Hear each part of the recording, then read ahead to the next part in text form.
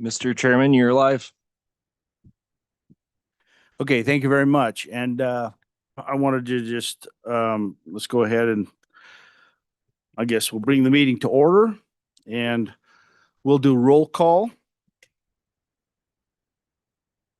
This is a roll call for House Revenue, February 10, 2026. Representative Brown. Present. Representative Campbell. Here. Representative Lean. Here. Representative Lucas. Representative Riggins. Here. Representative Storer. Representative Stiver. Present. Representative Wharf. Here. And Mr. Chairman Locke. Present. You have a quorum. All right. Hey, I all wanted to just welcome the committee back together as well as everyone in the room. Thank you so much for being here, and we always appreciate the friendly and familiar faces out there each time, and we look forward to some hopefully fun and energetic discussions hopefully in the next few weeks. So anyway, again, thank you all for coming. I really appreciate it. I'm supposed to go over the decorum discussions, but you know what? I trust everyone in here to be respectful and kind and treat each other respectfully as we go. But again, thank you all for being here. I really do appreciate it. Let's see here. Please, I just want to remind everybody, please remember, all discussions are through me as we go through the discussions today and through the debates and review the bills today. I wanted to go through that real quickly. And one of the things I wanted to say that I don't know that we'll have to use it as much, but if the bills do start pouring into the committee, we're going to time the conversations pretty tight.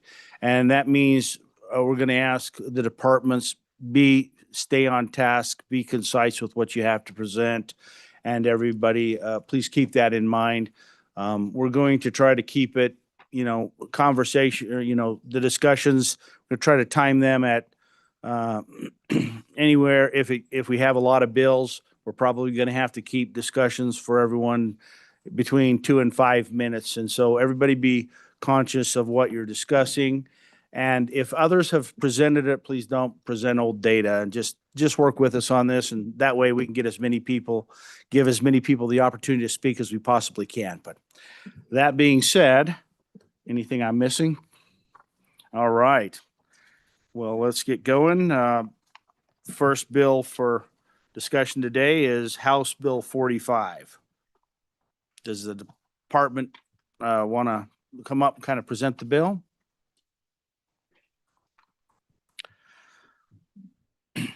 And this is long-term homeowner tax exemption revisions.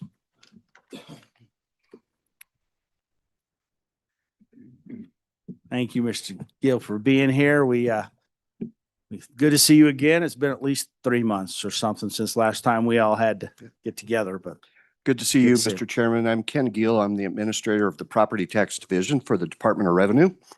Not a lot to speak on this bill, actually, Mr. Chairman. Really, it gets rid of the sunset that the previous law had in it, because this would be the last year in tax year 2026 that anyone would be able to receive this exemption. The other change, it changes it to notification to the county assessor by March 1st. I think that's just a comment on the March 1st date. I think it's probably a good idea on the March 1st, because that way the exemption will be on the notice of assessment that gets sent out in April. So if we go past that April date, then the only time that property owner is going to see this exemption will be on their tax bill that they receive in September or October. So the law doesn't require the exemption to be on the notice of assessment, but we've decided at the department and in coordination with our local county assessors that it would be good to have these exemptions be on the notice of assessment so that there's clarity for the taxpayer. And with that, Mr. Chairman, I would stand for any questions.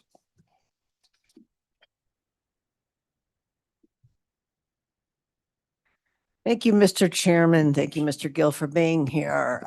Could you remind us what the amount exempted statewide is from the long-term homeowners exemption?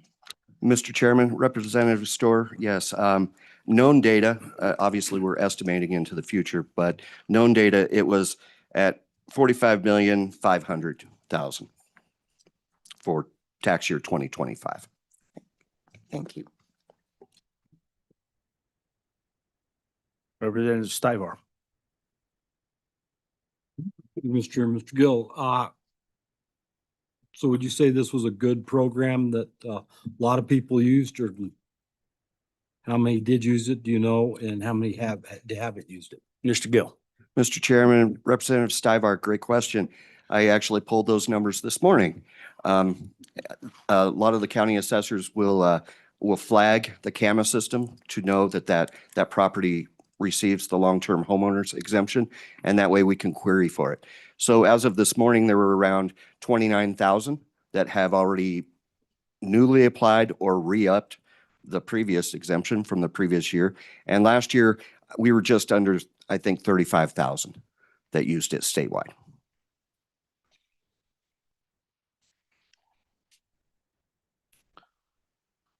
Thank you, Mr. Gill. Sorry, I was just taking some notes. I'm a little slow here. Other questions for Mr. Gill? Mr.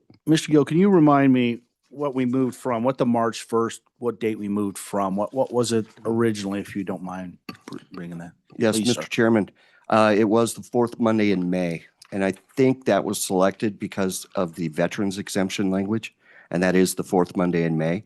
But that veterans exemption runs from the fourth Monday in May to the fourth Monday in May. That's the benefit year, because the veterans can use it not only on their real property, but if they don't own real property, they can use that veterans exemption on their automobile license plate. So I think the original thought process was to keep that date in there, that fourth Monday in May, because it was already in statute. But by the fourth Monday in May, assessment schedules will already be mailed out. So the property owner will not receive any notice that they've received this exemption. Thank you. And kind of a quick follow-up. I always, sorry about forgetting the timelines, but when are you talked about the April mailers. When do those actually go out typically? Is it April 1st? Is it later in April? Can you kind of just remind us of that? Because the one thing that I want us to be conscious of, and I'm just bringing this up, I want us to be conscious of the fact we want to make sure we do this on a timeline that helps the assessors do what they need to do, gives them the wiggle room they need, and at the same time be as gracious to the people who have to fill out this paperwork. So I just want to make sure we try to do our best to hit that good. Yeah, exactly. Sweet spot, we'll say. Okay. Yeah, Thank you. Mr. Chairman. So in statute currently, the assessment notice must be mailed by the fourth Monday in April or soon thereafter. So fourth Monday in April, basically, I think everyone at least aims for that to be the deadline. A lot of assessors, and we have plenty in the room here that can testify of when they mail, but we do have assessors that mail in mid-March, maybe late March, maybe early April. It varies across the state. So, and I would say to your last comment there, finding that sweet spot, the notification changes in this bill too. It's much like the veterans exemption is now. So the previous applicant that qualified, they can now just call the assessor and say, hey, everything's the same. And the assessor can notate that and of course apply the exemption for that property. So, and that's in that last paragraph on page 3 where that is in the bill. And it's before March 1st in that timeline there also. So I think this part of the bill cuts down some of that paperwork, if you will. Right now, they've gone through a lot of paper just on the original application. And this year we did an affidavit, if you will, that people came in and signed. So I think this language here on page 3 will take care of a lot of that paperwork that we've done and maybe hopefully cut down on some of the foot traffic that comes in our local offices. Great. Thank you, Mr. Gill. Any other questions for Mr. Gill, please? Thank you so much. And I Thank you, Chairman. appreciate you going through that with us. All right, others to speak on the bill.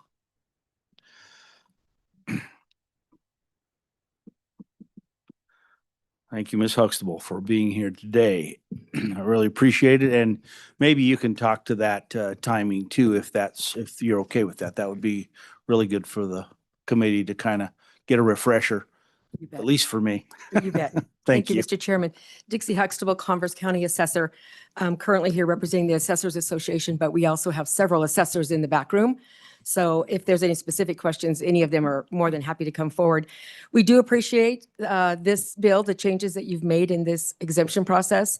At some of the previous meetings, we talked about the timeline, and changing it from the fourth Monday in May to March 1st certainly does help us in our efficiencies within our offices. As Mr. Gill just stated, there are several counties that start mailing in March. The absolute deadline is the fourth Monday in April or soon thereafter. So depending on what's going on in your county, you may be a little later or a little earlier. So moving this up does help us in our offices, plus puts more transparency to the taxpayers, as he stated. We do put that on the notice of assessment so taxpayers can see it. When they get that, they're not waiting to the tax bill in September to see if they actually got that long-term homeowners exemption. Also changing the language so how they could report. As it currently stands, they do have to come in and fill out the affidavit, and we have to verify who they are. But with this bill moving forward, with the sunset repealed, we're able to help the taxpayer get their exemption a little easier by doing a phone call. Just so you know, for this 26 tax year, the assessors did work with the department, as Mr. Gill said, and came up with a one-page affidavit, basically filled out, so the taxpayers had a lot less to do. In some cases, they were actually mailed to the taxpayer so they could be sent back in.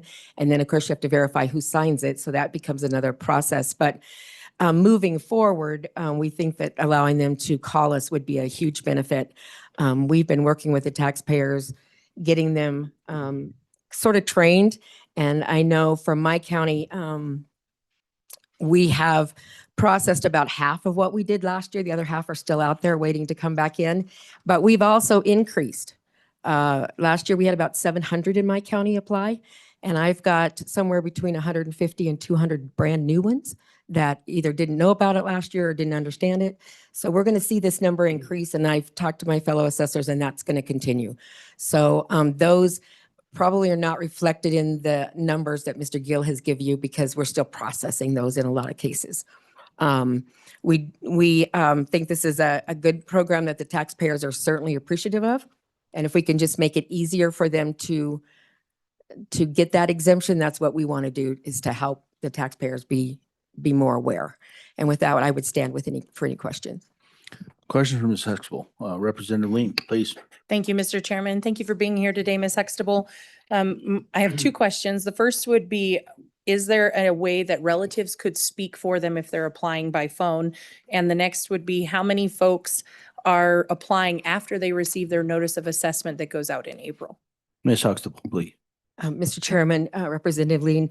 So the first question about can relatives call in? Honestly, they could, and we would not necessarily know that. The veterans right now, we ask the veteran when they call in, their name, the information particular to their properties. But certainly it could be a relative that does that. I don't have any way of verifying that over the phone. And certainly that could be a situation in the long-term homeowners. But by my interpretation is, by putting this in the law, you're allowing that to happen. We're still going to ask who the taxpayer is that's calling. Going to ask the specific questions that we would ask. Has anything changed? What's your residence? How long do you live there, et cetera? But can we verify who's on the end of the phone? Probably not. Is there an opportunity for a family member to be doing that? Certainly there could be. As the next question, because the deadline has been the fourth Monday in May, there has not been a lot of notice on the notice of assessment for 25 and 26. A lot of them came in after they got their notices because they didn't know. It was new. They'd already got their notices. If they heard about it after they got their notice, or their neighbor told them, or their friend told them, they were coming in. excuse me, by changing this to March 1st, I think that would change significantly. Certainly the first year, you may have some that miss the deadline. I fully anticipate that. But all of the ones that have pre-registered or had gotten it in the past, they're going to get some kind of notice from us, either on their tax bill, because we put that on their tax bills in September.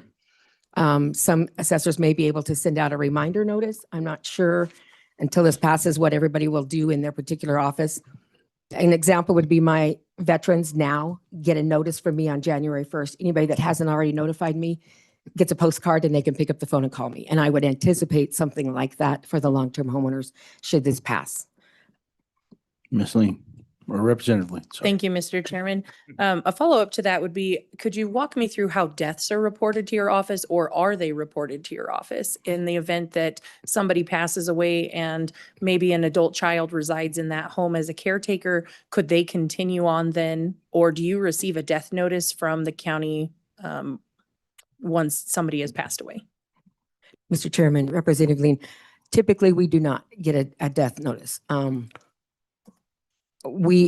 There are certain documents to transfer on death deeds, those types of things we will get some notice on. But in this case, the scenario you gave where the actual qualifying person passed away and somebody lived there and called in, it could happen.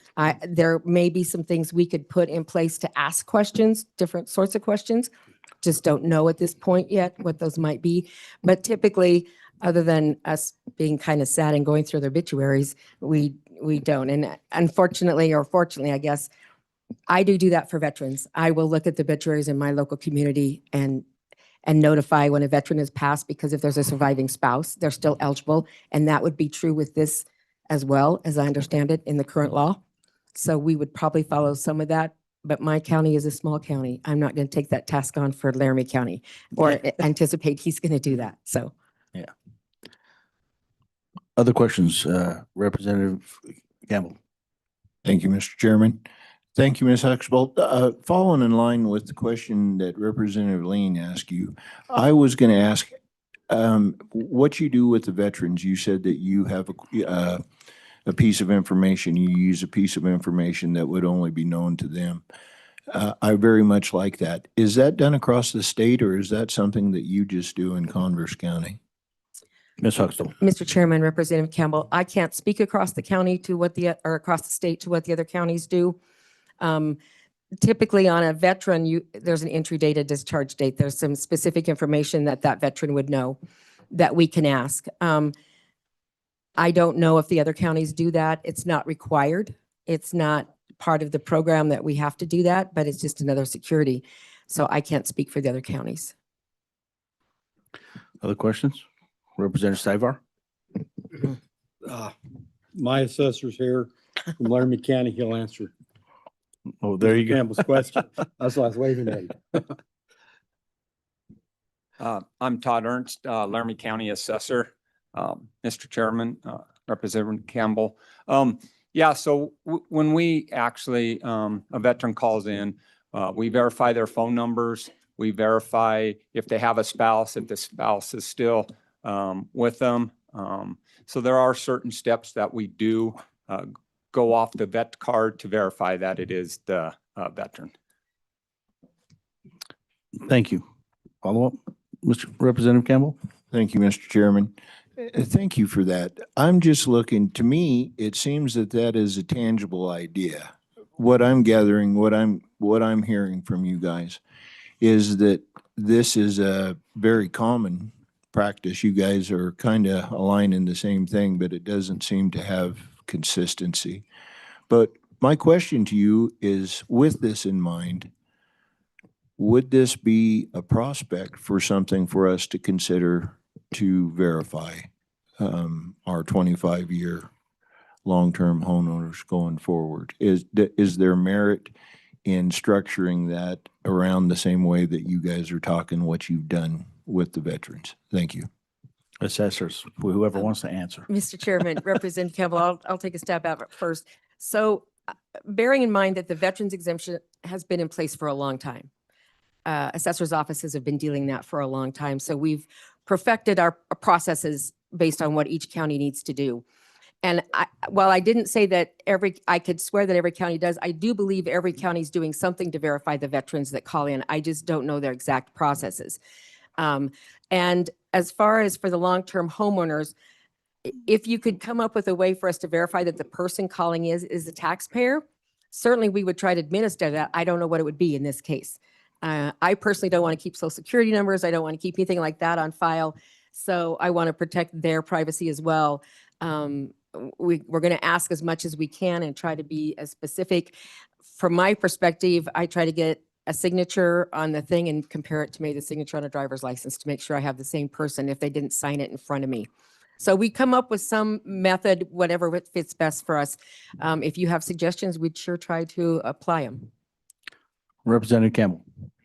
Thank you, Mr. Chairman, and thank you. Yes, that is exactly where I was going. My question is there perhaps a piece of data that is not publicly available that only that person would know, to where we could use something that a random piece of data? It doesn't have to be some government thing, but I mean, something that, a piece of data that would only be known to the taxpayer and the county.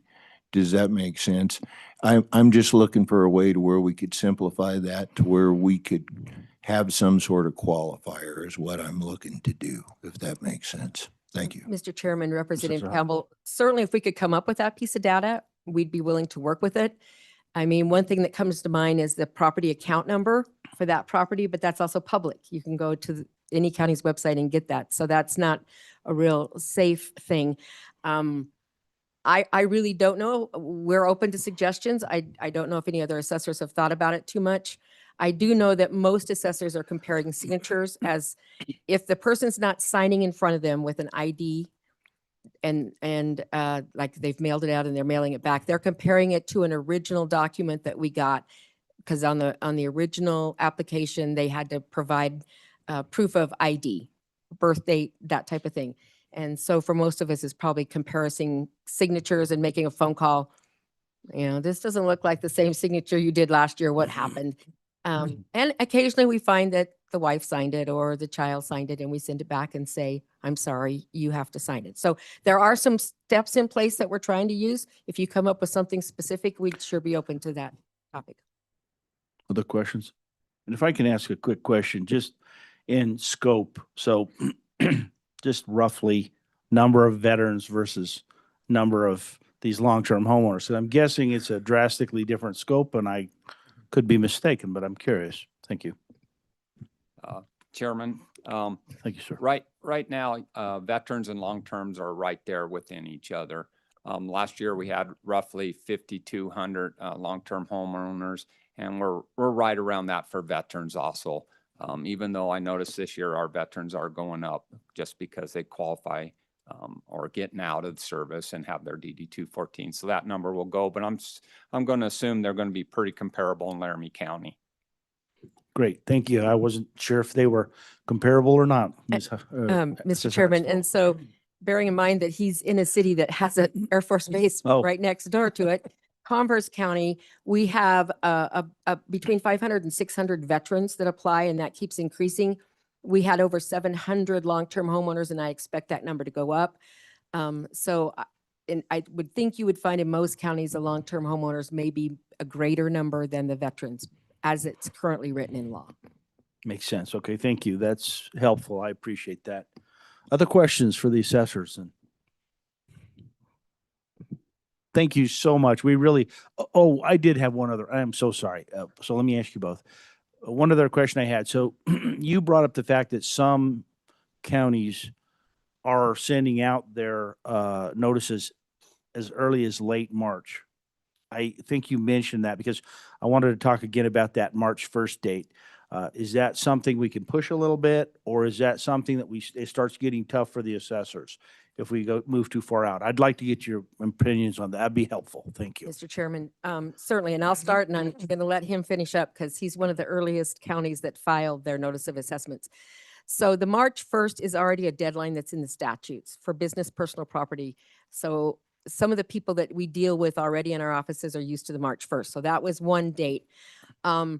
Typically, the date that you mail your notice of assessment is relying on how soon you get information back. So when we are asking businesses to report their business personal property, that deadline is March 1st, and we have to process that. That includes agricultural, commercial, and oil and gas.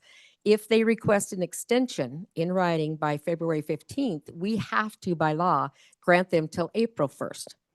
So that is why many counties don't send their notices out until after April, because they're still trying to process so much business personal property and trying to get their value set to send out sometime between April 1st and the last of April.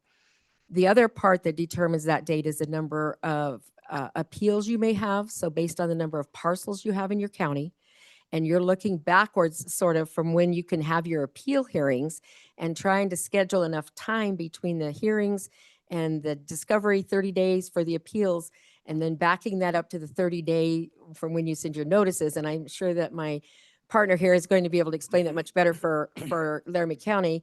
He deals with 40,000 parcels. I deal with 9,000. So you can see the significant difference of what you're dealing with after the fact.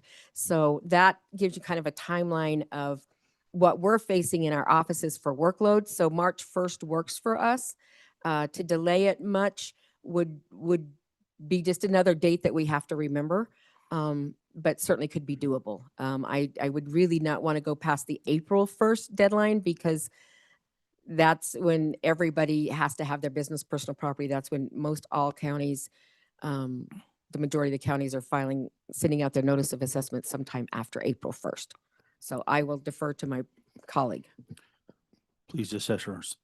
Yes, Mr. Chairman, pretty much what Dixie said, even though we do have volumes here in Laramie County, on any given year during time where the taxpayers can come in and review their property in my office, we have anywhere from 300 to 500 people coming in that want us to relook at their property. And as Dixie was saying, as we move those dates for me to get everything set, value set, and be able to visit with the taxpayer, because I visit with every taxpayer that comes in and wants us to look at their notice of values again, to get the cutoff date for June 1st to get my abstract to the state board, the time just starts getting crunched. So it puts a lot of pressure on my staff and myself to get all this done in a timely manner for the taxpayers. Thank you. And another question, I'm sorry, I'm just trying to make sure we make the best decisions we can. You were talking about notices. And so can you give us a feel when these people get their property tax notices? When would they be noticed, and would they be noticed? Does this kind of go out now? Are you going to make this a standard where this goes out that says, hey, if you qualify, this is what it takes to qualify for this program? Does that go out in every notice? That's a question I have. Is that something we need to mandate? Is that, county by county? Can you just talk a little bit to that? When are the notices happen? And is it standard that everybody notices people that, hey, this is one of the programs you could qualify for? I'm just kind of curious how that all works. Mr. Chairman, Thank you, Ms. absolutely. So the notice of assessment goes out typically between the end of March and the end of April, depending on the county. Some counties do start in March. By statute, we have to be the fourth Monday in April or soon thereafter. And on that notice, it shows what exemptions they have been qualified for that tax year. And it lists all of them. We've worked with the Department of Revenue. They've worked with the vendor to make sure that we can print that on the notice of assessment so they can see what their full market value was, what the exemptions were applied, what the taxes would have been before, what the taxes are afterwards. And every county also has the ability to put additional information on the backside, typically on the backside of that notice, or insert additional inserts. And every county, to my knowledge, is doing that. The language may be a little different because maybe they have some other things they want to include on that, like special districts or something they have to talk about. But every county puts that on the notice of assessment. And in the last couple of years, most of us have put an insert in because these are new. So we wanted to get their attention. We even color coded some of them to kind of get the attention of the taxpayers. We also put that in the tax bills via the help of the county treasurers in the fall. So those notices have been out there for all of the exemptions that we have since the fall of 2024. And so we've given notices to the taxpayers of the programs and what's available. Most of us have put out public notices, posted on websites, done town hall meetings. As far as the notice itself, yes, there is, to my knowledge, information on all of the eligible exemptions on the tax notice or an insert with the notice. Great, thank you. That's what I just kind of wanted, it's kind of a bit of a process, I think, of just making sure we get enough saturation so people are aware. And so if it's ongoing, that's helpful just to make sure people can take advantage of the Mr. program. Chairman, some of the exemptions, and I can't quote it, Mr. Gill behind me could tell me, some of them are required to be listed on there. Some of the, like the veterans has to be listed. Some of the exemptions by law do have to be listed. I'm not sure the long-term homeowners is one of them, but he could certainly refresh my memory on the statutes. Thank you. Any other questions for the assessors? Oh, sorry. Representative Riggins. Thank you, Mr. Chairman. I was just looking through this language here quickly, and it appears to me that the claimant would have to make that phone call as it stands, and a relative couldn't do that. So I initially wasn't too much in favor of this because I think you ought to be able to sign an affidavit. I suppose you could fake those as well, but at least you has a record. But when you tell me that that's a little bit of advantage for your assessors to take those telephone calls, then I'll be all on board for you. Make it less complicated for you. But I think that answers the question about who could make that phone call. If you agree with that. Mr. Chairman, Representative Riggins, I do agree with you. The law says the claimant. My answer was, to be honest, I don't know who's on the other end of the phone. They can tell me who they are, but without some sort of a proof of information, I may not be able to know that that voice is who it says it is. Representative Riggins. Quick follow-up, I suppose we could put in there when they do their application, the first time they put their secret their secret question and what was the name of their first pet, and that would solve all our problems. Thank you. Mr. Very good. Well, if there's no other questions, thank you so much for taking a little time with us here. I really do appreciate it. Seems like we go over these bills and then I forget some of the details in between meetings, and I do apologize for that. Okay, others who would like to speak on this bill? Okay, listen, I'm counting on some of you to come up here and speak a little bit. I'm just kidding. I really do appreciate it. And we had no one online okay? No one online? All right, I'll give one last shout out for anyone who does want to speak to this. All right, so then we'll close public comment and committee, we will work the bill. All right, the bill has been moved by Representative Stivar and seconded by, okay, Representative Campbell, probably 5 or 6 people down that route line, but okay, so committee, let's discuss the bill, and I will just go through it very carefully here, although it's not a big bill, so this will be quick. Amendments on the first page. Page 2. Representative Brown. Thank you, Mr. Chairman. I remember when this bill was originally ran, back in 2024. The intent was for the long-term homeowners exemption to follow the person or the owner of the property. And we've had some problems with that some people have been selling their home and then the exemption didn't follow them. So I'd like to make an amendment on line 18, following the period after the word residence. And Representative Brown, do you have copies, people? I did. I passed that out to everyone, or had that passed out, and I believe LSO has that as well. Did I? Mr. Chairman, that amendment should be in all of your folders. Well, there you go. I'm not looking very good here. I have an You have a extra copy spare? here. Yes, I do. Oh, look at that. There we go. We'll share. Okay. So For the purpose of this exemption, primary residence shall be defined as residents in Wyoming where the person or persons reside for a period of not less than 8 months. However, if primary residence is sold and another property is purchased within the state of Wyoming, the exemption shall apply to both properties for the portion of the year in which the property was owned by the qualified homeowner. Okay. So does everybody understand that amendment and where it was inserted?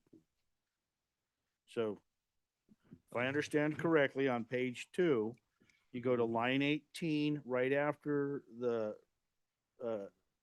residence.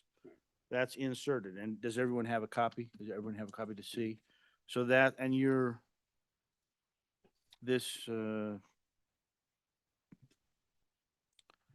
and you inserted this entire Yes. thing into there. Okay. Everybody understand? Discussions, please. Representative, please. Yeah, Representative Lucas, sorry. Thank you, Little Mr. rusty. Chairman. It looked Spare like me. Representative Worf had his finger in the air or something, and I didn't want to intrude. Two things. First off, it looks like there's a typo, and on the first line, the word defended should be defined. But I have a question, and so is there a time frame in which the buyer, the 8 months that they lived in the original house is good enough, and it doesn't matter how long after they buy the next house? They have to buy the next house within the same year. Is that correct? Same calendar year? Or the same rolling tax year? Yeah, I'm just a little confused, I guess. Representative Lucas, what we're looking at here is that they are residents or within the state of Wyoming for 8 months. Now, during that entire year, for that calendar year. So as long as they're a resident within the state of Wyoming for 8 months, it doesn't matter which portion they lived in the home. And I might ask Department of Revenue and maybe Assessor Huxtable, if you guys could be up here. I think it would be, I think it would be, excuse me. I think it will be good for us to, sorry, I got something in my throat there, but might have an opportunity to have you weigh in on this, because I know this is a tricky topic, and we may not get perfect, but maybe we can get better than the current scenario. So, Mr. Chairman, Dixie Huxtable, again, I don't have a copy of the proposed, oh, but the let's initial, fix that.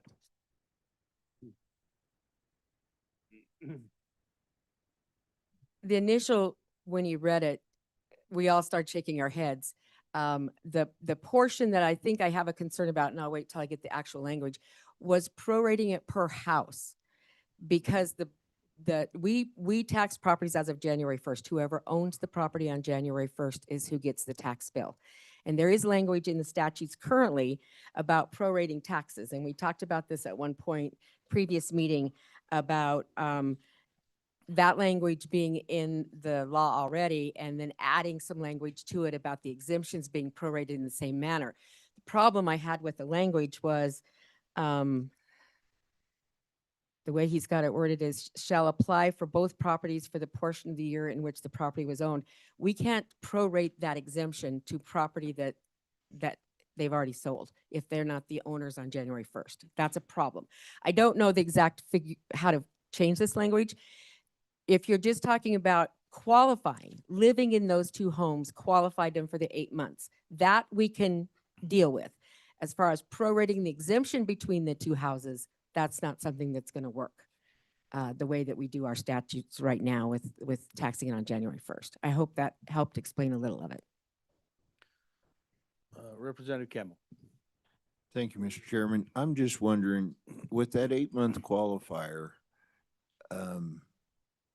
wouldn't that automatically, we wouldn't have to change anything, because at the first of the year, you've got to live there 8 months, and then going into the next year, we're qualifying for another 8-month period. So that 8-month qualifier, doesn't that restrict us to just 1 year to where we're not, we can't, I don't want to do math, kids. I don't want to have to split the difference.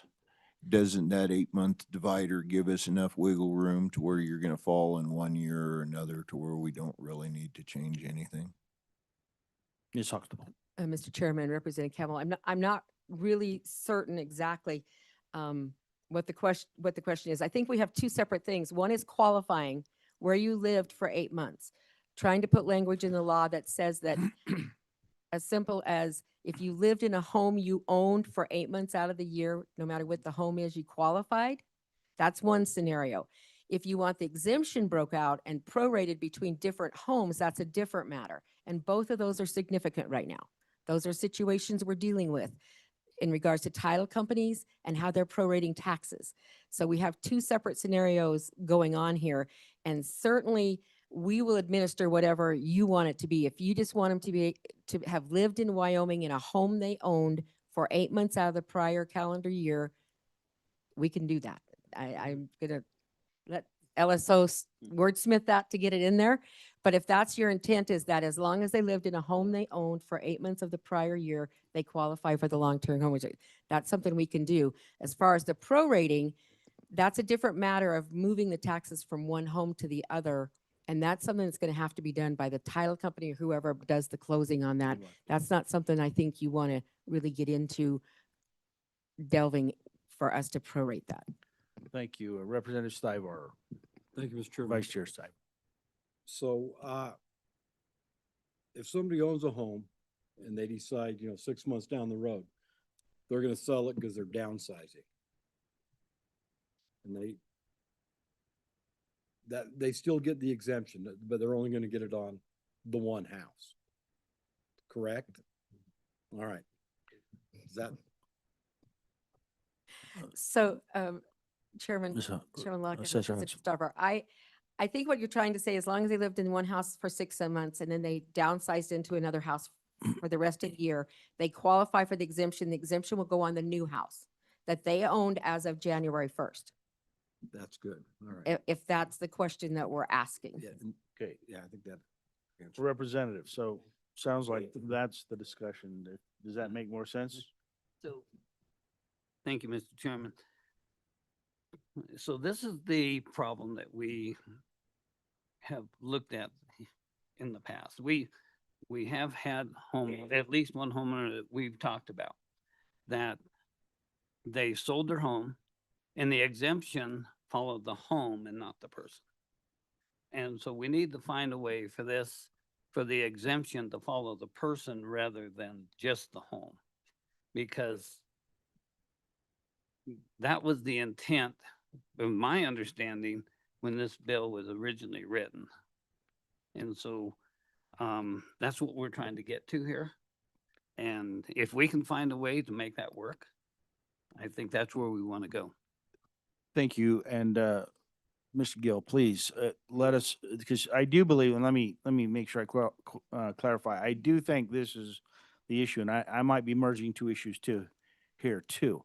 One is we're trying to figure out how to elegantly make it follow the person, and we're trying to make sure that if a person, okay, it's an 8-month requirement. If a person lives 6 months in one house and 6 months in the other, that person still was a resident of Wyoming for 12 months. And for them to say, oh geez, this year I can't take it because, that's sort of, we're approaching the ridiculous there. So can you help us with that? What is the most elegant approach to making it stick to the homeowner and give them credit for their qualifying credit? Mr. Chairman, I know where you're trying to get on this and with this amendment, Representative Brown, I totally understand it. Keep in mind, property is assessed as the owner of property on January 1. So when you sell that property, let's say on February 1, you sold the property, the seller is still responsible for those taxes for that tax year, according to statute, unless there's a contractual agreement between the buyer and the seller. So really, the contractual agreement, when they go to closing, and not everyone goes to a closing or a title company, we know that, but really that should be taken care of at the contractual agreement and not probably in statute.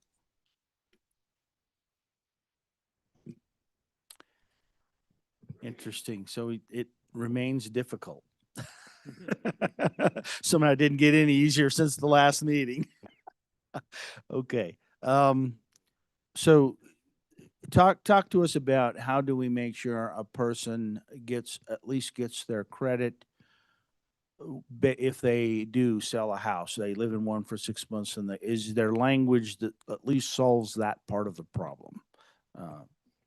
Mr. Chairman, I don't have any proposed language to solve that issue, but I would say when you sell a home, those taxes are prorated between the buyer and the seller at closing.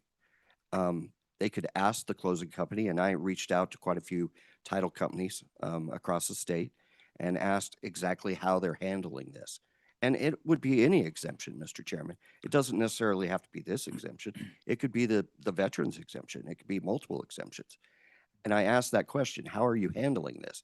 And they said, if the seller asks and says, we qualified for the long-term homeowners exemption, so we were supposed to get 50% off of our structure and our associated land, then we'll call the county and we'll figure that out, and we'll get the right proration to where they're getting credit on the home they're selling. And possibly they're buying a home that person's also getting the long-term homeowners credit, so, or exemption. So, it should work out contractually as long as the property owner, buyer or seller, asks the right questions at closing to make sure that they are prorated, because it is contractual. Maybe another, let me split that just a little bit more. So the proration probably happens in the contractual part of this. So let's leave that component out of this attempt at an amendment. How would we need to change the wording here to make sure, though, that let's say I sold my house and I had only lived in my house for 3 months. I bought it in November, let's say. And then we're at the beginning of this year. And maybe this is at least a part of the problem we could solve. And I don't know, I might be missing this. But now I get, when I sold that house and I had qualified the year before, or no, because that's the taxes that are going to be in the next year. Right? So, but theoretically, I'm in a new house that I haven't lived in. And so what's going to happen, I know this is going to sound crazy, and I'm sorry to go down this rabbit hole, but we're fortunate we have one bill today. So we're going to try to work this actually. But let's just say that it almost sets you up, though. I think the current verbiage sets you up to where I can't apply for this house I've only lived in for 3 months in the next year. So when it's going to harm me is the following year, I believe. And I don't know, I might be mistaken on that, but I wanted to ask you, is that, no, I guess that is not the case maybe. But anyway, talk with me about how do we make sure the person who's lived in the state, they changed houses, and I'm not even sure about the timing of the split.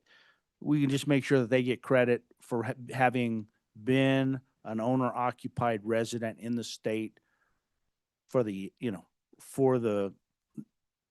notify and to say, I qualify. How do we tweak the language in this bill to make sure we cover that? I think if we do that, we probably cover as much ground on this as we can, is my guess. Mr. Chairman, if I may, so I just wrote a couple comments here on the amendment. The last sentence, however, if the primary residence is sold and another property is purchased within the state of Wyoming, the months residing, and then insert, the months residing in both owner-occupied homes shall apply to the qualification requirements for this exemption. Representative Campbell. Thank you, Mr. Chairman. Ms. Huxtable, by doing that, does that, from what I'm understanding with that, does that kick that to the property owner to bring that up to the title company when they make this transaction? Are we putting the onus on the owner to present that to the title company so they're aware when they make Assessor their? Huxtable. Mr. Chairman, Representative Campbell, I believe so, but we had some other language that we talked about at a previous meeting about inserting here about prorating the exemption, and I'll address that in just a minute. What this language that I just offered was to try to get the taxpayer qualified. So they've met the qualification of meeting the 8 months by accumulating the months of both homes that they lived in during the year, as long as they were owner occupied residing in that home. That's what that language was trying to do. So now the taxpayers qualified. We're going to go to the home they're living in on January 1st, and we're going to apply that exemption. Now, how that gets prorated is certainly going to be something that the taxpayer is going to have to probably initiate with the title company or the closing agent. If you were to insert some language, and this is the language that we had offered or we talked about before, about the, as between the grantor and grantee of any property where there is no express agreement in writing as to which party shall benefit from a tax exemption applicable to the property. If the property is conveyed on or after January 1st, the grantor shall benefit from the exemption of that year. Any agreement under this subsection may use estimated amounts to the extent that the actual amount of the exemption may not be known. What that does is put it in law, and in our mind, it makes the title companies or the realtors, whoever's processing that, there's something in law that says you have to prorate it. Right now, there isn't anything in law that says how that exemption gets prorated. It talks about the taxes getting prorated. It doesn't talk about the exemption. So this last thing I read to you was to how to possibly prorate the exemption, and that would be between a title company, closing agent, buyer, seller. They're going to have to work that out, but it's at least in law that somebody's got to look at it. The other language I presented was to say we're going to use both residences, the one they bought, the one they sold, the time they lived in that, to qualify them for their 8-month qualification. So two separate things that could be put in here, or whichever one, or neither one, or confusing, I don't know. So Ms. Huxtable, thank you, or Assessor Huxtable, thank you. That was actually really good, but can you, I apologize, go back to the language that gives them credit for the fact they've lived in 2 homes, and where you Certainly. inserted that, if you. So on the proposed amendment, the second sentence where it says, however, if primary residence is sold and another property is purchased within the state of Wyoming, at that point, insert and delete the rest of it. The months residing in both owner-occupied homes shall apply to the qualified requirement for this exemption. I'm sure somebody can write that better than I did. I was just trying to get the concept down. Mr. Chairman, do you mind just repeating that one more time for us, Certainly. please? Please, Assessor Huxtable, we'll get there. I'm a Sure. little slow, And- but we'll get there. I'm not offended when you correct this at all. However, if primary residence is sold and another property is purchased within the state of Wyoming, after Wyoming, add the months residing in both owner-occupied homes shall apply to the qualification requirements for this exemption. Clearly stating that they have to be owner-occupied homes that they lived in. That's what I was trying to get to. Did you get it that time? Great, thank you. So now you need to, please don't leave. We may need to work through this, so let me take a step back here. Representative Brown. Mr. Chairman, I would accept that change to my amendment. So a discussion. So it's been moved and seconded, but let's talk discussions. I think at least this solves one of the problems that I think we have now. To a large degree, it will follow the person is a loose term here, but at least gives a person credit. Does that sound right? Okay, and so, okay. It's addressing the title company, addressing the title company. Well, let me take a step back. It is not my interpretation. This change does not specifically address the title company. because this change, so I want these amendments kept very separate if we make them. This one only makes sure that a person, if you sold your house, you split last year, you get credit for the fact you were an owner occupied, you qualify. It gives you qualify, and that's all this one does. And Are we talking about the amendment now? We are talking about the Okay. amendment. I'm sorry. We're still on the amendment and we're still on Representative Brown's amendment. But I believe that Representative Brown, and if I'm wrong on this, I believe Representative Brown has accepted the language change proposed by Assessor Huxtable to make this clean. So Representative Riggins, please. Thank you, Mr. Chairman. So on the amendment, we just, the bill is written, as we've heard, actually uncomplicated some of the assessor's work, achieved what we wanted to achieve on removing sunset. And I think these transactions that occur here, these are very rare transactions that are going to be happening. And is this going to recomplicate your guys' workload when we just uncomplicated a little bit here earlier? Assessor Huxtable. Mr. Chairman, Representative Riggins, this is not rare. These happen all the time and we're dealing with them currently.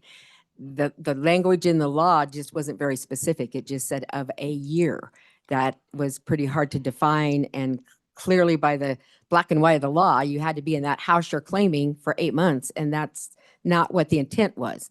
And so it's not rare. I respectfully disagree. We see this all the time. People buy and sell houses all the time. So it's not uncommon for this to be an issue for us to have to deal with. And I believe that this language would help clarify it, not only for the taxpayer, but for us as well.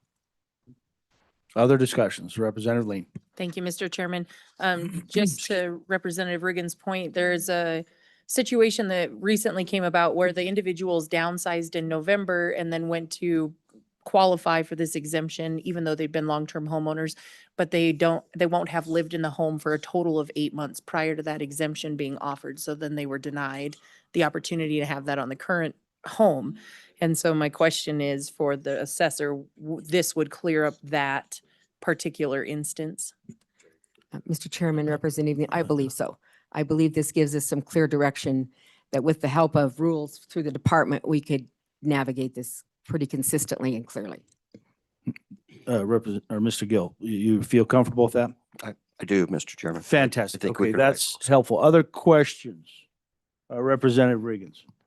So what about enactment date on this measure, on this amendment? How's that affect you? So based on the effective date, it would be effective for 2027. So we'd be processing 2026, just like we have in the past. Right. But starting with 2027, there would be some different language. And is that how we said it in? I'm sorry, I didn't look at it. Is that what it said? Yeah. Oh, beautiful. Okay. Wanted to make sure we had that right. Okay. Any other questions on this amendment? Let's vote on the amendment. Committee, all in favor, say aye. Opposed? All right. So that is amendment. Other amendments. So I think, and thank you, and please don't leave. I'm sure we'll have more discussions if we have another amendment. Sorry, I'm torturing you guys up here. I told you were going to get out easy, but I lied to you about that. I didn't mean to. Thank you. Other amendments that we want to consider on this bill. Representative Storr, please. Thank you, Chairman Locke. I would like to ask the committee for some clarification, if I could, in advance of bringing this idea. I was unable to be at the November 19th meeting where we passed this bill. And I do think I want to make sure I understand the committee's thinking about making this a permanent part of our tax law. And help me understand why you all think that this is an important bill to continue and to put in our tax law at length. I know we were dealing with the the COVID bubble, a couple of years back. So I just want to make sure I understand why it is that we think these property owners deserve the exemption, but not others. If you guys could help me understand your thinking on that, that would be helpful. Thank you. Committee, questions? Representative Campbell.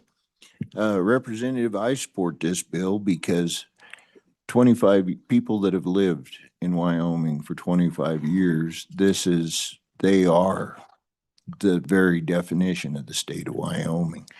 And most of these folks that in my district that I've talked to that are qualifiers for this 25-year program are older people that are now living on fixed income. And this is a direct benefit to them. And that is the reason why I support this. Thank you. Other questions or other discussions? Representative Riggins? Thank you, Mr. Chairman. I don't think this is a super important amendment, but I understand the concept behind it. Long-term homeowners are already getting a pretty darn good deal. And if you're a long-term homeowner buying another house, you're going to get another good deal a year from now too. And they could always make those, they could actually negotiate those at closing anytime they wanted to. So to their benefit or to somebody else's benefit. So I don't think when it comes to this bill, the main bill as it stands, that's what's important to me. This part isn't quite as important to me, but I thought our guest made a nice change to the language that kind of helped it. So I'll pass it out of committee and we'll decide where it goes from there. Representative Lean, would you like to speak to Thank you, Mr. Representative Storr's question? To Representative Storr's point, I'd like to make a motion to strike the age 65.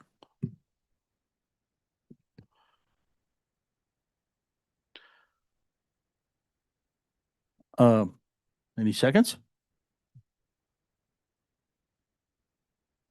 Mr. Chairman, an explanation. Following Representative Storr's point that the people of Wyoming have spoken with the People's Ballot Initiative and we're supposed to create fair and equal laws, not for one subclass. I believe that if we remove the age 65, we'd take this down to everybody has an opportunity to apply for 50% property tax relief.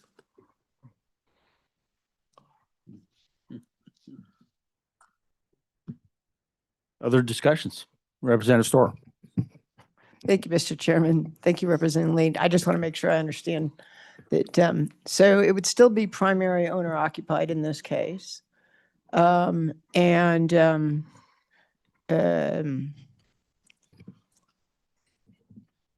guess it would be similar to what the proposed ballot initiative, is that correct? Would enact. And I can't remember what the number was on that. I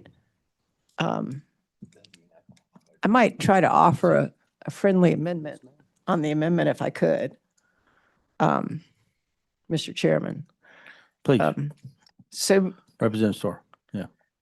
I do think that there's a question about why we're giving old people an exemption that I might agree with Representative Lean that I'm not quite sure we're so special.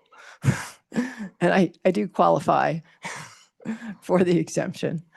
And I think the argument is, if it is, as Representative Campbell said, because we're thinking about people on fixed income, then that's what we should do perhaps.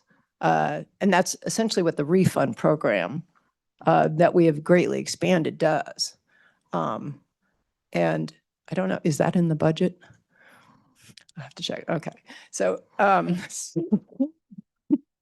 so then the question is, should young people have a tax break who are just getting into their first home, right? And from that perspective, I think that might make sense. But I think what I'm seeing in the amount of the amount of property tax that's not being paid in on higher value properties, especially those in Teton County, is resulting in a significant amount of property tax that's being lost, most of which would go to pay for schools across the state. So I'm wondering if we might want to amend Representative Lean's amendment, and that would mean, sorry, let me go back. We would insert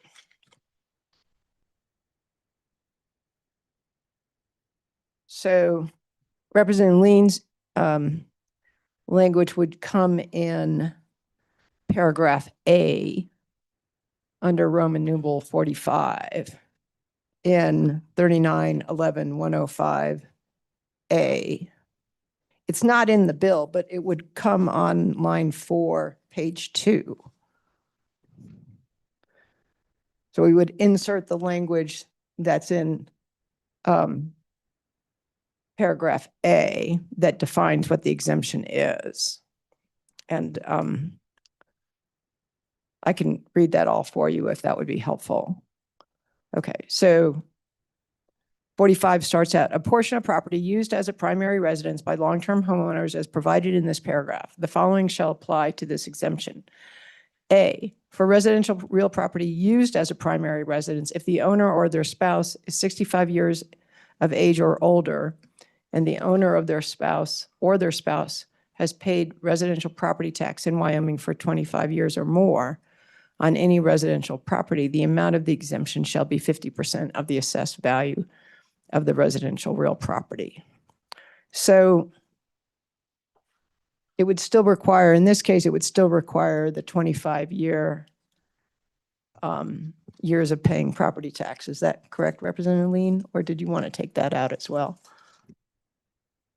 Thank you for the question. And for clarity, I'm looking at line 15 on page 2 and just striking age 65 and over and older. I guess it would start at So, the owner of the property has, so I guess we would strike on line 14 from that to and on page 15. So that they own the property, that they have paid residential property taxes of 25 years or more, and it's their primary residence. so the only qualifier, if I understand correctly, Representative Lean, is the 25 years is the qualifier. The 65 no longer remains as a qualifier in your amendment. And owner occupied. Right, the owner occupied remains, Yes. and the 25-year remains, the 65 is what's gone. Mhm. I got you. Okay. Representative Storr, I'm sorry, you had a comment on that, so take your time, but please. Thank you, Mr. Chairman. I think we probably would have to change the language in both paragraph A and B to make it work.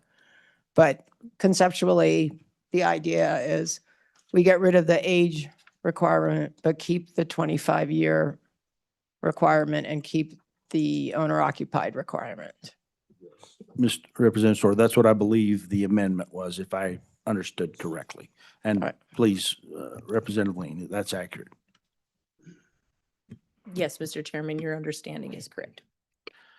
Okay, Representative Storr, please proceed. Thank you, Mr. Chairman. Maybe Yes. we should vote on that first, and then I can bring an amendment to the amendment. Okay, Or, no, I guess we should do it the other way. So let me try this. okay. All right. Representative Storr, Forget please which proceed. way we're supposed to do this. I would like to suggest, but I do think that this language goes in paragraph A, that we limit the 50% to the first $285,000 of assessed value, which is equal to $3 million in market value. So essentially, we're saying that if you have a house worth more than $3 million, similar to the 25% exemption on the first million, that you would only get the 50% on the first $3 million values. Because we're seeing a number of people who have $20 million homes, and they're getting a tax break of about $57,000 based on an exemption of $10 million. And that just, if the idea, as Representative Campbell said, is that we're really trying to think about people on fixed income or older people that have lower incomes, then I think there are about 1,100, almost 1,200 people that qualify in Teton County for this, that applied for it. And it's quite excessive when you look at what the property values are. And it's about $10 million we're not sending to schools. So I think if we could limit that, that might make more sense. Representative Storer, can I propose an option here? Let's do this, if you're okay with this. Let's take your amendment separate from the 65, and then let's take your amendment. Would that be okay? Yep. Excellent. So let's do this. I believe, correct me if I'm wrong, did anybody second Representative Lean? Oh, Representative Worf did second Representative Lean's amendment. So let's discuss that amendment, because I do want to get on to her other discussions. Questions on Representative Lean? All right. I can do this by voice, right? Okay, all in favor? Oh, Representative Lucas. Mr. Chairman, I apologize. Could I just hear the amendment? I've gotten a little turned around here momentarily, and I just. And appreciate that. LSO, you did capture what Representative Lean's trying to Thank do. you. So you got enough on that? So go ahead, Representative Lean, if you, maybe it'll be better if you explain exactly what the amendment is. And do you want to do it right to the text? Are you comfortable with that? You kind of know what you need to do? Okay, please. Thank you, Mr. Chairman. In this bill on page 2, it would just, on line 14, it would strike from that the person or person's spouse is 65 years or older. And then it just makes it so that the long-term homeowners now becomes 25 years of paying property taxes and it's owner occupied. We're So- just removing the age requirement. So it basically cuts it out from after the comma on 14 down to,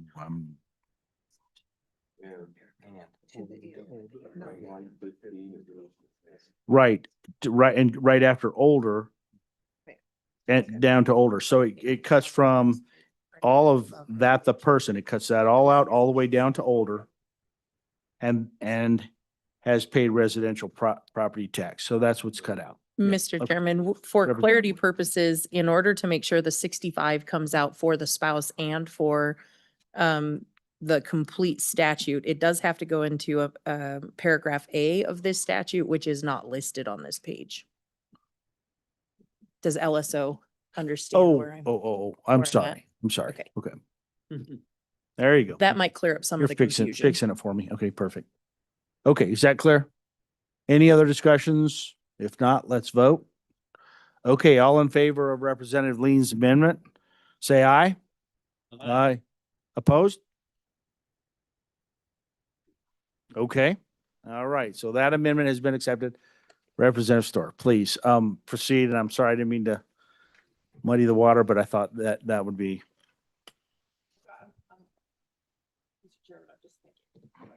Okay. No worries. We'll give you a moment. Although I find it that I can take a fairly simple bill and I can turn it into a 2-hour meeting for all of you who are getting exhausted in here. I have been accused of bad time management, so please, Mr. Chairman. Representative Starr, proceed. Thank you. I know. I thought I was going to be out of here 15 minutes ago. So again, maybe a question back to the committee, that keeping the 25-year requirement, what's the idea then behind that? If you're not 65, but you've paid tax in the state for 25 years. So are we rewarding people who have just lived here a long time? Is that what we want to do? I would like to understand that. Representative Ward. Yeah, Mr. Chairman, yeah, I believe this is stopping the bill from creating different classes. And that's what I think it did. You know, if it only applies to those that are 65 and older, It's excluding others that have lived in their homes for 25 years. Why aren't they getting the break? And I think that's for this committee to decide, what's the priority? Is the priority that you're of a certain age?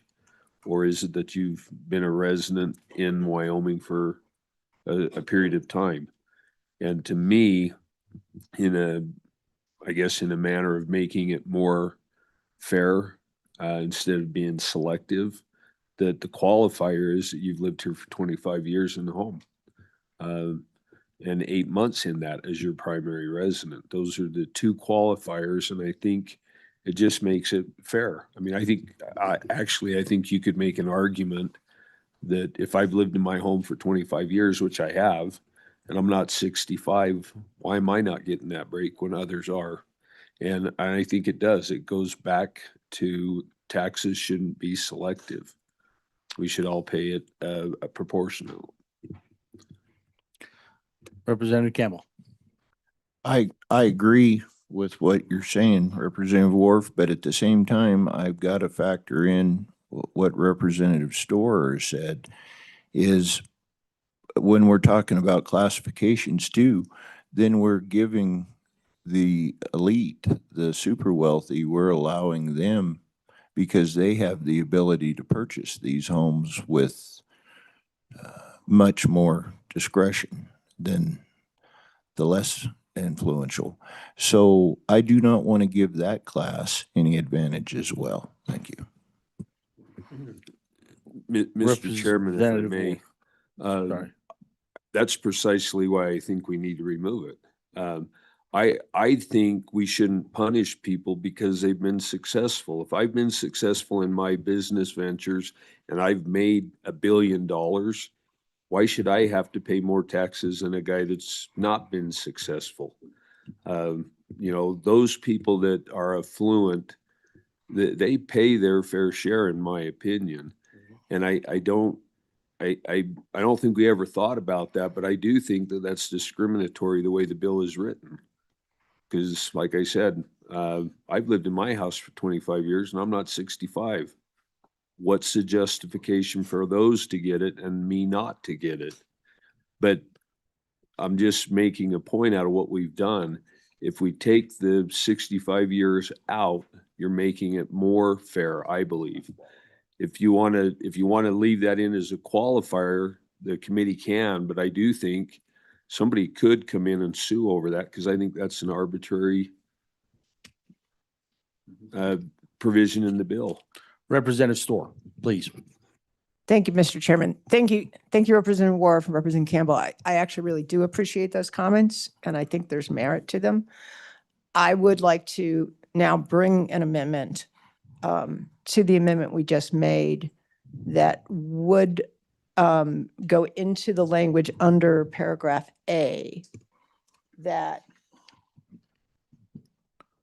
would, after 50%, so it's just explaining that the amount of the exemption shall be 50% of the assessed value of the residential real property. My amendment would be to say that the exemption shall be 50% on the first $285,000 of the assessed value of the residential real property. So that $285,000 translates to $3 million in market value. And it would still be 50%, right? So it would, do I have this? Oh, it would be at 9.5%, right? Right, that's assuming, all to be changed, but I couldn't figure out another way to, there may be a better, I'm trying to make it be about 3 million of market value. And the reason for that is we have homes in Teton County that look like $300,000 homes or $400,000 average homes in the state of Wyoming. And yet their value is now 3 million. And for someone who's been in their home for 25 years, they've seen that value go up. And that's where now their property tax is, $14,000 or something like that. So this would give everybody the same break. It would just limit it so that, you'll still get that exemption, but everybody gets the same up to that same exemption across the board. So that's my thinking, but we don't need to give a $10 million value reduction as a result. Does that make sense? I understand. And let me ask a question. Sure. And this might be, it probably includes you. So my question is it easier to to put the 3 million or to put the fair market value component or to put the assessed value? What's easier? The only thing that concerns me about the fair market value, the assessed value, is if something, we if we were change. to tweak that. Right. Now, I'm not saying that's the right, it's a good question, but I want to make sure we know what's the best approach. So, Mr. Chairman, I think you can go either way, but you're correct in your statement. If other bills pass that change that assessment level, that assessed amount is not really the purpose of the amendment now. So you could go fair market value there, but typically in statute, most exemptions are of the assessed value. So okay. in most cases. So don't let me, just wanted to throw that out, Representative Storr, but please let your amendment be your amendment so I don't invade. Thank you, Mr. Chairman. I'm fine with the idea of going with $3 million of market value.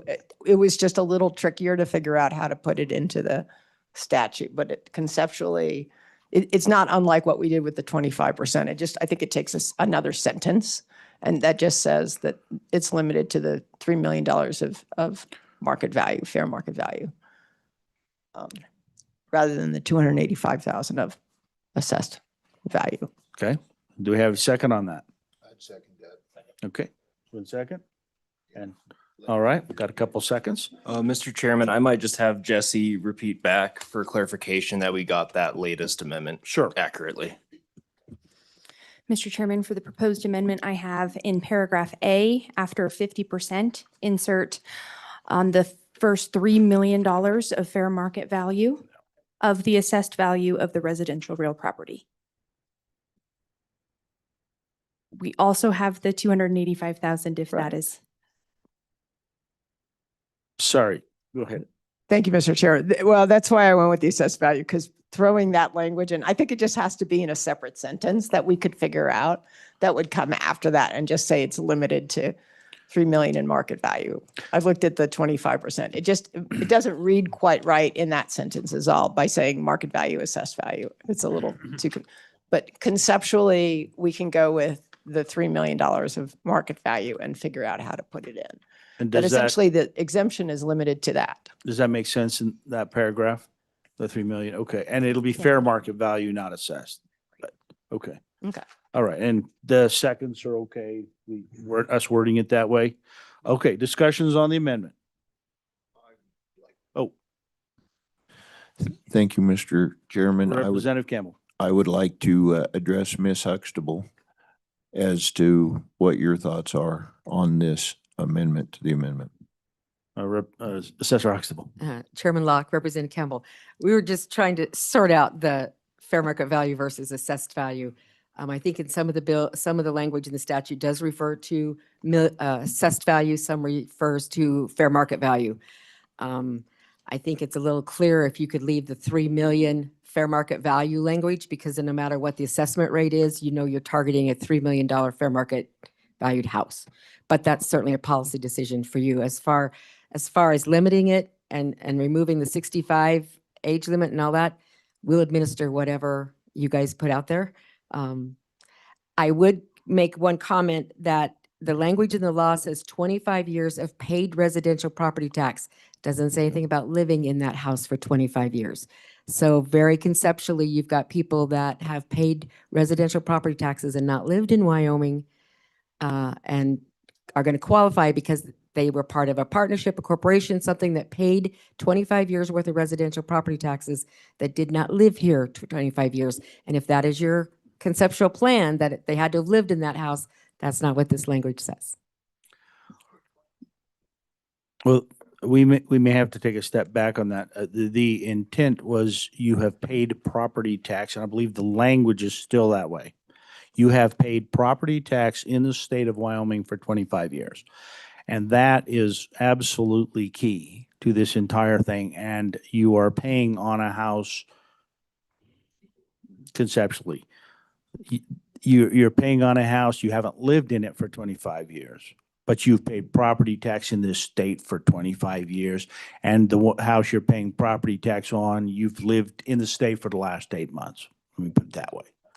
So Mr. did we Chairman, capture that? Absolutely correctly. Okay. Residential sure. property tax could include vacant land, could include a mobile home. So people are qualifying because they've paid residential property taxes on vacant land for 20 years, then put a house on it. Where they lived for those 20 years, we don't know. Oh, So I see. just so you're very clear, because I heard some language from the committee about residing for 25 years in Wyoming, and I this see. bill does not clarify that at all.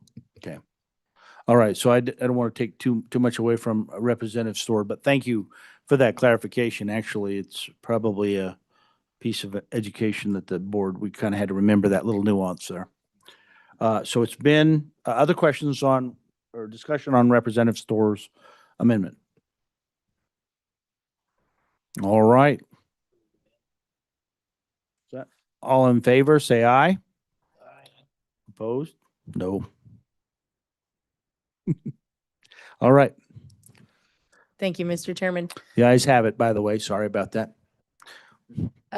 I've taken a moment to reflect on the removal of the 65, and I don't want to complicate this and lose sight of the committee's goal to just remove the sunset date. I do believe that Representative Storer's amendment would still stand. And due to the complexities of the budget and recalibration this session, and trying to look out for those that are on fixed incomes, and now with the limited $3 million value of fair market value, I would move to put the age 65 back in just for the simplicity of getting this through, allow the ballot initiative to play out, and then see where that goes in the interim. All right. It has been moved and seconded, and I'd love to discuss it again, but I think I'll have mercy on it. No, I'm just kidding. Any questions or discussions on this? All right. All in favor, say aye. Aye. Opposed? Okay. Well, that's a new one, everybody. Hopefully you've experienced that one. We had the person who brought the motion who removed the motion. So, anyway, okay. So we're back to 65. Thank you. Okay, perfect. Any other amendments, committee? I'm sorry, I'm having too much fun here. We moved the bill at the beginning. Okay. Did we move the bill? We moved it. Okay. Yeah. Keep me in line over there. Okay. It's question. Okay, all right. Let's take a vote This on is- House Bill 45 as amended. This is a roll call vote for House Bill 45 as amended. Representative Brown, Aye. Representative Campbell, Aye. Representative Lean, Aye. Representative Lucas, Aye. Representative Riggins, Representative Storer, Conflict. Representative Stiver, Aye. Representative Wharf, Conflict. Representative or Chairman Locke. Aye.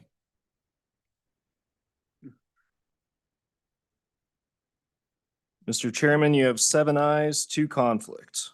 All right. Perfect. Well, House Bill 45 has passed. Hopefully everybody had an entertaining morning here today.